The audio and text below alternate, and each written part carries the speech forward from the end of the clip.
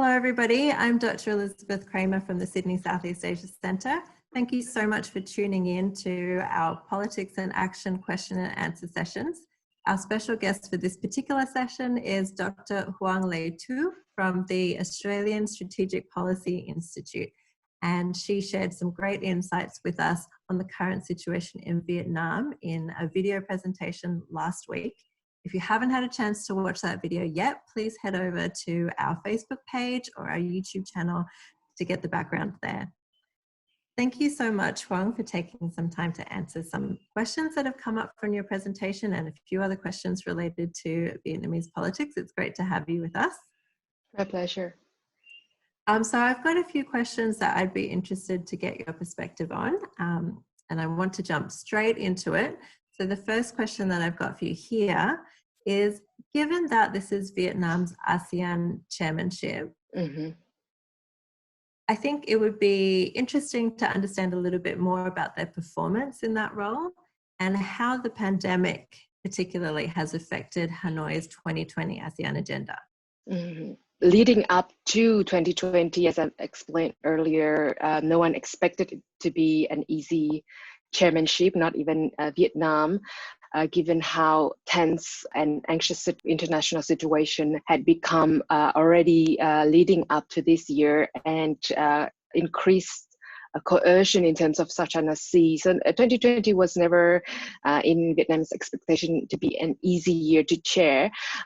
It had five key agenda to lead in this chairmanship, and it was very important for Vietnam to perform well. This is also a 25th anniversary of Vietnam's membership in ASEAN and a number of other important anniversaries. So Vietnam wanted, of course, to perform well during this chairmanship, and its key agenda was to contribute to maintenance of peace, security, stability in the region, and reinforcing intra-bloc solidarity and coordination. Therefore, the theme of the year was cohesive and responsive.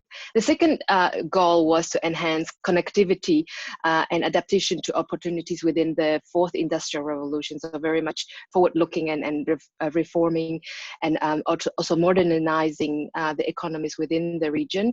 The third one was about raising public awareness about ASEAN identity. The fourth one was bolstering partnerships and for peace, sustainable development of all countries, especially the ASEAN region.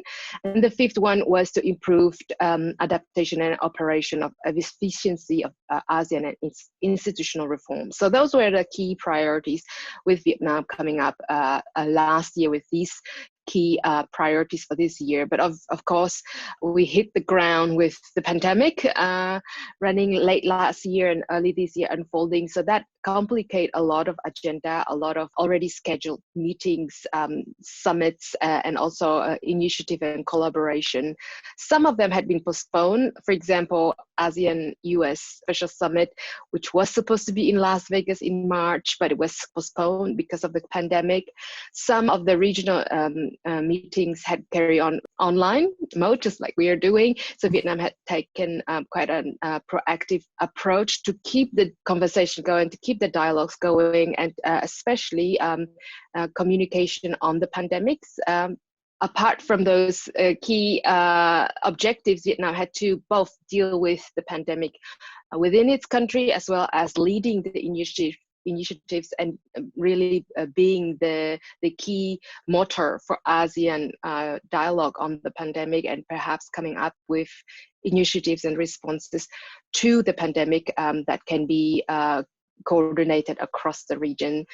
And that's one. And then, of course, there are ongoing issues within the region that the region has to face, including the South China Sea and more actually activities in the region that not only affects Vietnam itself, but also Malaysia and Philippines. As we can see, we see a lot of activities, a lot of sort of unwanted coercive activities coming from China to the region, to the South China Sea in particular. So there are a lot of challenges that keeps the chair busy, and the chairmanship until this point is the two main things, which is the pandemic, response to the pandemic, and the South China Sea ongoing disputes. Thanks, Huong. Maybe just to take a little bit of a step back, I'm interested on your perspective on how useful ASEAN still is for Vietnam. You did mention that it was very important to the Vietnamese leadership to perform well in the chairmanship of ASEAN this year, but what exactly are they getting out of ASEAN? Yes, so Vietnam is celebrating 25 years of membership, and I think over the course of this 25 years, a lot of things have changed. The whole region have changed, the geopolitics, the great power relations, and how that affects the Southeast Asia has changed. So, and Vietnam's position very much changed. So when it joined ASEAN, it really wanted to join because for Vietnam, it was the first step to reintegrate with the world. It was isolated for a long time after the wars, and membership in ASEAN was contingent really for Vietnam's foreign policy to start to normalize its relations with broader international community as well as individual members of the international community, and being also members of other institutions, global institutions. So at that point, ASEAN was very, very important for Vietnam, and I would say it still is, but I think over this course of this 25 years, Vietnam's international standing has increased and its foreign relations network is very extensive. It is a sought after partner and very contributing actor in international communities. So I think ASEAN is important in the regional context, and it is also a platform for Vietnam to exercise its regional leadership, its regional good citizenship. Especially that we argue that within ASEAN there is a sort of vacuum of leadership, even though ASEAN by design doesn't have any formal leadership, but Indonesia had for a long time played that role of informal leaders as the biggest member of the association. But in the recent years, Indonesia's role has sort of subsumed comparatively to what it used to be in the past. So Vietnam has the chance to really step up and come up with more leadership initiative and play more of a leadership role.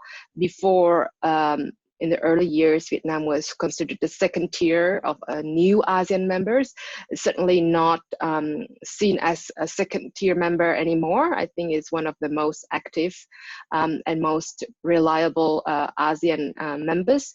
I think also we are far from end of this year yet, but given how challenging this 2020 has been already due to the pandemic and other potential crises, I think very few would do as well in this position as Vietnam would. So, just to go back to succinctly answer your question, I think ASEAN still serves the purpose for Vietnam. It's not the same purpose as when it joined ASEAN, but it still is invested in ASEAN, and it is still considered as a primary venue, primary vehicle to for engagement with its neighbors as well as with broader, wider international community. Great, thank you for that very comprehensive response. I want to turn now to the domestic policy in Vietnam, in particular ask you about the defense white paper that was released in December 2019. Mm-hmm.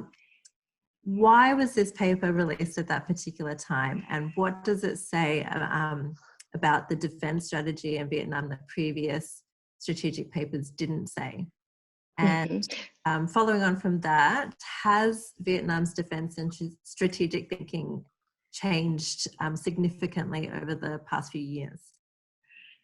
Yes, so the Defense White Paper was released in December 2019, 10 years after the most recent one, so it's been quite a while. And I think the primary thing was the change of strategic environment, the change of the notion of national security and threat perception to its national security. So it was a high time for Vietnam to revise some fundamental security and national security principles.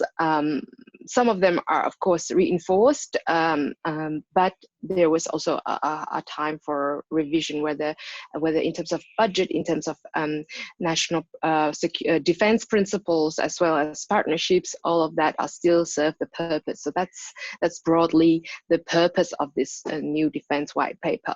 I think also the previous years, Vietnam had experienced a number of coercive activities in the South China Sea, and making it feel that the strategic environment is not as benign as it used to be in the time before it. So it was good to review the strategic condition and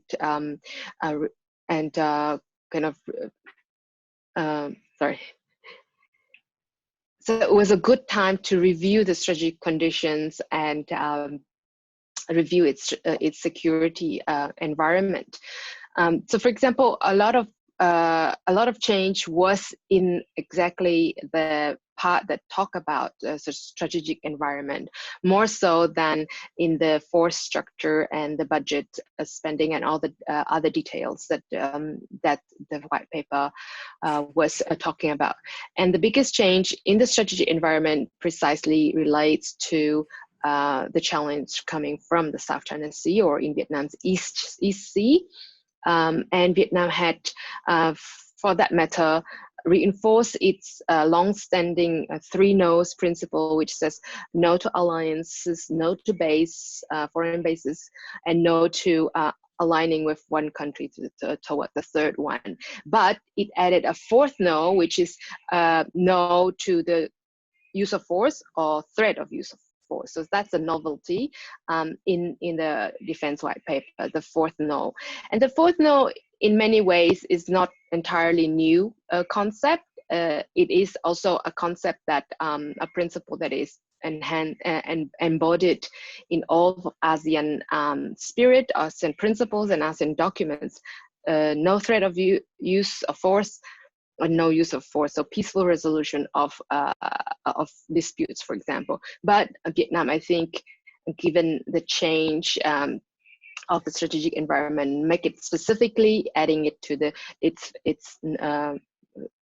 original three no policies to four no policies, for example. Another new thing is, for example, Vietnam had a law since 2012 which allows only one foreign port call in its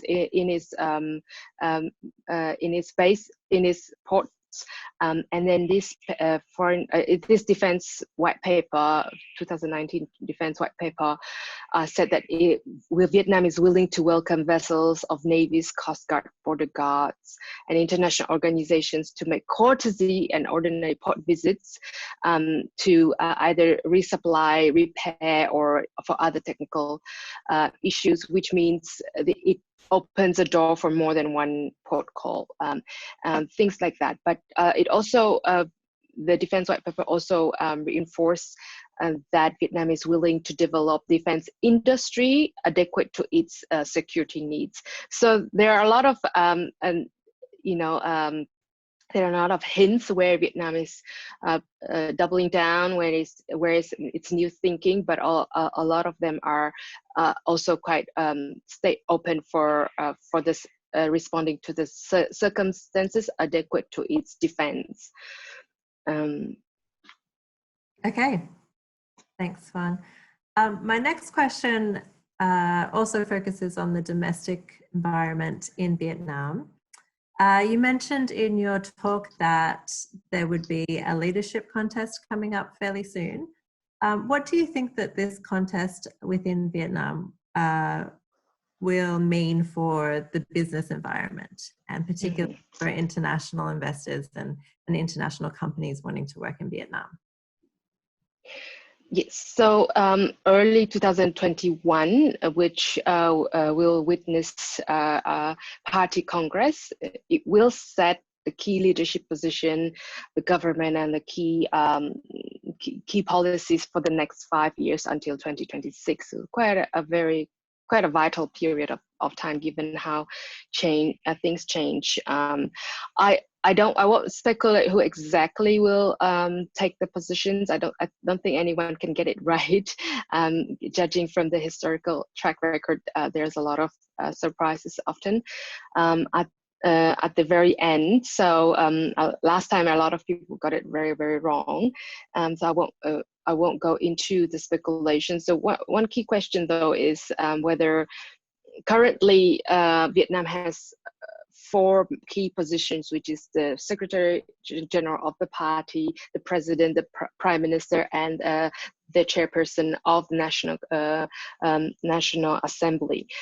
And currently, Nguyễn Phú Trọng is holding both positions, Party Secretary General and President, following the sudden death of the previous president. So there are 3 positions now. The key question is whether this party Congress will come back with 4 key positions or we remain at 3. So that's the one. Coming back to your question about the business environment, that will also be contingent of who take up those key positions, especially the Prime Minister's position. I think the current Prime Minister, Nguyen Xuân Phúc, who's been very much active in improving the business environment in Vietnam, modernizing it, and making it attractive for foreign investment, making it smooth and quick for foreign investors as well, and competitive therefore for the country, and also striving for modernization in terms of heading towards the 4th industrial revolution. So reforming it from low skill manufacturing to coming up in the chain. I think if this direction is continued, and there's high possibility that it will, then the business environment in Vietnam will only continue to improve.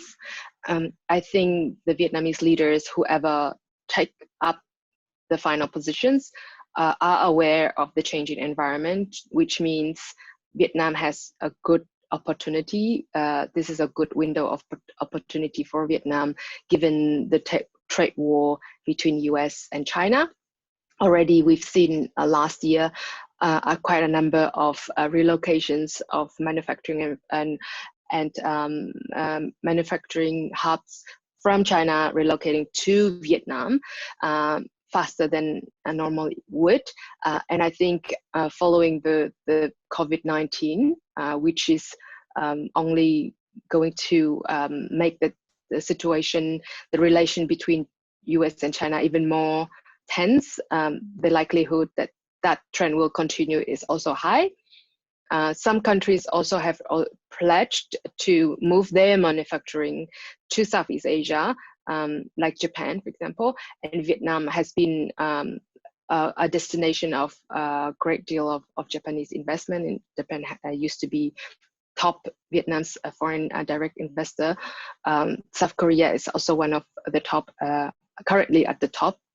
So Vietnam is preferred destination for a lot of countries and companies in investments destination. And I think the leadership in Vietnam and the key politicians in Vietnam recognize this window of opportunity. And I think whoever takes the final position will make sure that this is that they will follow the trend and continue to make the business environment more conducive and more attractive for foreign investors. I just want to pick up on one point that you mentioned there about the China-US relationship and how that might affect the business environment in Vietnam. So my final question for you is, how has Vietnam coped with President Trump in his first term in the US? What has that meant for Vietnamese politics and the way it's engaged with the rest of the world? Mm-hmm. I think, yeah, this is a very good question. I think, just let me get back before President Trump got into office, because under President Obama, especially later, his later years in the White House, Vietnam and US kind of experience kind of upswing in their relations. So the trajectory is very good. And one of the last visits, one of Obama's last trips to Asia was to Vietnam, where he lifted all the remaining sanctions to Vietnam from the wartime, including the lethal weapons embargoes. So that was very a symbolic moment when he spoke in Hanoi, and I think the Vietnamese expected that this trajectory would continue. But when President Trump came to the office, he first of all got rid of the TPP, which was a very enthusiastically seen in Vietnam. He also named Vietnam as one of the worst abusers, and because of the trade imbalance. And he was very much at that point very much playing all different ways, including speaking up about China. And I think at that point, particularly a lot of thinkers in Hanoi were afraid that South China Sea could become a bargaining chip for his Korean nuclear issues agenda. That didn't happen, of course, but it was quite, I think, challenging for Vietnam to deal with this very unusual president whose main agenda was trade, and Vietnam had a big surplus with US. US is one of these key export markets. And I think so Prime Minister Nguyễn Xuân Phúc made a very early trip to Washington, one of the first Asian visitors, first Southeast Asian visitors to the White House, to try to come up with deals and smooth the relationship. While after 4 years, I think a lot of allies, especially allies in Asia, but across the world, have had probably challenging time to deal with President Trump. And in general, the public opinion about US and about Trump administration across global partners and allies have declined. I think Vietnam has comparatively held a good position. So Vietnam is the only country that in Southeast Asia that he visited twice. First for the Da Nang APEC summit in the first year of his presidency, which is very rare, and then second time as the second Trump and Kim summit in Hanoi. So that's a very rare attention to get. And I think in general, although siding off the trade issues, there is a recognition in Washington of Vietnam's importance. So there is a convergence between US and Vietnam in terms of their threat perception, which is China in particular. So on the base of that, I think the administrations will continue to work together well. But the trade will remain a sensitive issue, depending where and when President Trump will pick that issue. And he has made threats previously that he will target Vietnam next, along with Mexico and other countries after China. But also, interestingly, the Institute of Southeast Asian Studies in Singapore has made a regional survey across all 10 ASEAN countries. And all 10 ASEAN countries see that US engagement in Southeast Asia has declined under the President Trump. And generally, the view of the US has deteriorated quite significantly in the region. Vietnam, I think, is the only standing out as a country where respondents were most optimistic about US and the most forgiving about the President Trump presidency and its performance in the region. So that was quite interesting. And I think Vietnam recognizes still the long-term value of improving the relationship despite the controversial diplomacy of President Trump. Okay, that was my very last question for Dr. Le Thu. Thank you so much for your time and for your willingness in being a part of our Politics in Action virtual program this year. If you haven't yet watched Dr. Le Thu's video, you can head over to our Facebook page or our YouTube channel, and there you will also see a range of other updates on Southeast Asian countries, including Malaysia, Myanmar, the Philippines, Laos, and Indonesia. They're all great, so please do check them out.